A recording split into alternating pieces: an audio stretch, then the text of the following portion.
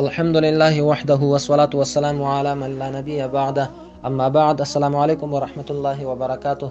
زموږ او ستاسو درس د سیرت درس ده او عنوان پکې د نبی علی السلام کارونه په مدینه منوره کې. کله چې نبی علی السلام مدینه منوره کې ځای پر ځای شو، د دعوت ترڅنګ دنیاوي او د دینی کارونو تنظیمول شروع کړل چې یو پاغي کې د مسجد نبوي جوړولو.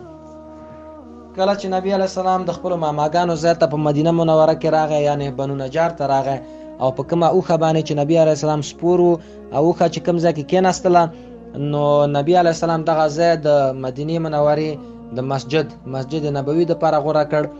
100 متره ځای و او دا د 2 یتیمانو ځای و او په دې کې خراب کورونه او د مشرکانو قبرونه و او د خرما ونې وې پکې. نو نبی علیه السلام دا قبرونه د مشرکانو وران کړل او دا خراب کورونه چې د هوار کړل او دا ونې ویستلې. بیا چې کله مسجد جوړ شو، د هغې نه وروسته دا ونې ترې راتاو کړلې، بیرته یې کېښودلې. نو نبی علیه السلام دې ځای کې مسجد نبوي جوړ کړه او دا ځمکه د 2 یتیمانو څخه واخیستله.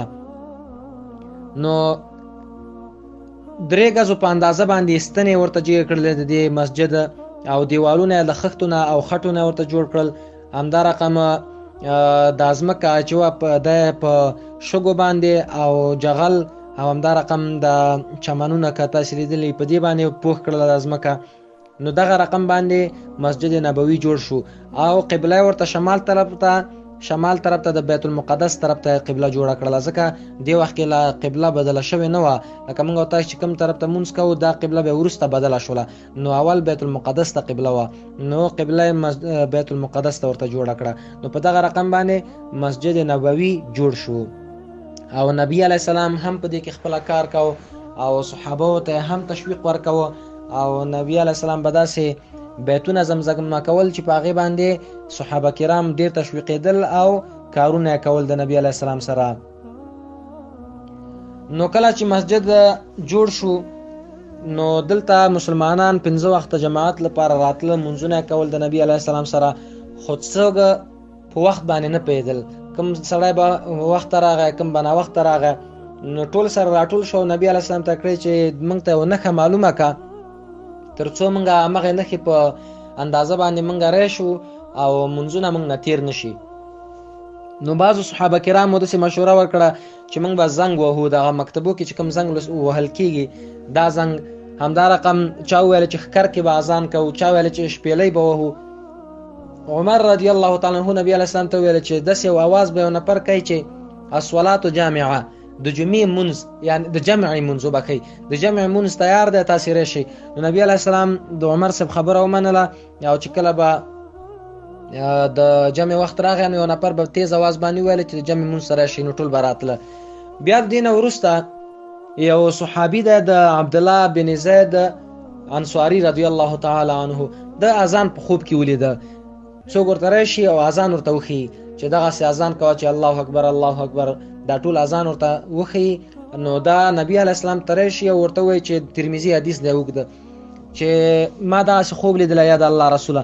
نو نبی علیه السلام ورته وایي چې دا ان هذه لرؤیا حق، دا حق خوب دی چې تا لیدلی دی، او دا خوب دی بلال ته ووایه، یعنی بلال ته دغه اذان وښیه، ولینادي بذلک، او بلال رضی الله تعالی عنه دی اذان وکړي په دغه کلمو باندې. بل روایت کې راځي چې نبی علیه السلام بلال رضی الله تعالی عنه ته ویل چې اجعلوها فی الاذان، دغه کلمې په اذان کې وګرځوه. اذان اعلان ته وایي، یعنی دغه کومې کلمې چې دی الله اکبر الله اکبر، دا په اعلان کې وګرځوه، یعنی اعلان په دغه کلمو باندې وکړه. نو چې کله دا خوب وویلې، دې نه وروسته عمر رضی الله تعالی عنه په منډه منډه باندې راغی او څادر یې په ځمکه باندې څښېده. ترمذي کې راځي، ترمذي په حدیث کې، وهو یجر ازاره، د ده دا څادر په ځمکه باندې څښېده چې دونه منډې وهلې. نو نبی علیه السلام ته ویل چې یا د الله رسوله، ما هم دقسې خوب لیدلی، څه رقم خوب چې عبدالله بن زید رضی الله عنه لیدلی. نو نبی علیه السلام ویل چې په دې باندې د هغه خوب هم نور هم پیاوړی شو، د هغه د خوب اثبات پرې نور هم وشو. او نبی علیه السلام په همدغه طریقه باندې بیا اسلام کې د اذان د اسلام یو رکن وګرځېده او د اسلام یو د شعایرو څخه یو د شاعر له جملې څخه وګرځېده. نو اذان په دغه رقم باندې وشو، په دې رقم باندې صحابه کرام مانځه ته راتله. دا یو کار د نبی علیه السلام چې مسجد نبوي جوړ شو. دوم کار د اذانو چې اذان وټاکل شو منځونو لپاره. بل کار چې نبی علیه السلام په مدینه منوره کې وکړ هغه د مهاجرینو او انصارو کرامو ترمنځ ورورولي، یعنی هغه صحابه کرام چې هغه مکه مکرمه نه راغلي او څه نه لرودل مهاجرین صحابه او هغه چې په خپل مدینه منوره کې موجود وو یا د مکه نه راغلي خو په مدینه منوره کې جدادونه لرودل زمکه لرودل د انصار صحابه کرامو د دې دوه ترمنځ نبی علی السلام د ورورولۍ تړون وکړ. یو د مهمو کارونو څخه دا هم وو او د دوه ترمنځ الله تعالی دومره مینه او محبت واچو چې بیخي یو بل ته د سر نه تیرېدل، ډیره مینه یو بل سره پیدا کېدله. همدې وجه نه په سورت حشر په 9 آیات کې الله تعالی فرمایي والذین تبوأوا الدار والإيمان من قبلهم يحبون من هاجر إليهم ولا يجدون في صدورهم حاجة مما أوتوا ويؤثرون على أنفسهم ولو كان بهم خصاصة.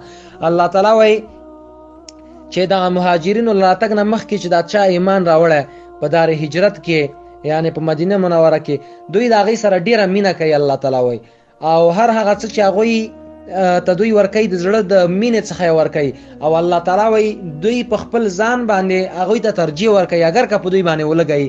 نو ډیره مینه د دوی ترمنځ باندې الله تعالی واچوله د نبي علیه السلام د دغه کار د وجې نه چې دوی ترمنځ د ورورولۍ تړون لاسلیک کړ. دا رقم تر دې پورې دوی مینه وه چې یو بل نه به نبی علیه السلام ویل چې او د اسلام په اوایلو کې چې دوی به یو بل نه میراث وړي ځکه دوی دیني ورونه وو، نسبي ورونه خو نه وو. بیا وروسته دا منع شو او الله تعالی ویل چې نه کوم چې نسبي ورونه هغه به یو بل نه میراث وړي او دیني ورونه نشي کولی چې یو بل نه میراث ویسي. نو دوی ترمنځ دا د ورورولۍ تړون لاسلیک شو تر دې پورې چې سعد بن ربیع رضی الله تعالی عنه په نامه باندې د یو صحابي و دا ډیر مالدار او د یو خپل بل مهاجر ورور ته چې عبدالرحمن بن عوف رضی الله تعالی عنه ده چې دا په 10 مبشره کې هم راځي مبشره کې یعنی چې په دنیا کې ورته جنت زیره ورکړل شوې ده. دته ویل چې زما مال 2 ځای کا او نیمه ته واخله نیمه به زه واخلم او زما 2 ښځې دي چې کوم یو ستا پکې خوښه شوه هغې باندې ته ګوته کېده نو زه به هغه ته طلاق ورکړم او ته ورسره نکاح وکړه. بیا عبدالرحمن بن عوف رضی الله تعالی عنه ورته ویل چې نه الله تعالی دې ستا په مال او حال کې برکت واچوي او بازار ته خپل څه مالونه ویوړل او په الله تعالی ورته په هغې کې برکت واچوه او په همدې سره دا یو څه مالداره شو او بیا ځان ته یوه ښځه هم وکړله په نکاح یې کړله. نو دغه رقم باندې د صحابه کرامو انصارو صحابه کرامو مهاجرو صحابه کرامو ترمنځ نبي علیه السلام د ورورولۍ تړون لاسلیک کړ. نو دغه د بعضو مهمو کارونو څخه و چې د نبوي مسجد جوړېدلو اذان ټاکلو او د مهاجرو انصار ترمنځ ورورولي وه. دا په مدینه منوره کې نبی علیه السلام د مهمو کارونو څخه دغه 3 کاره هم وو او نور چې کوم یو دي هغه به بیا په راتلونکي درس کې وایو ان شاء الله. وصلی الله تعالی علیه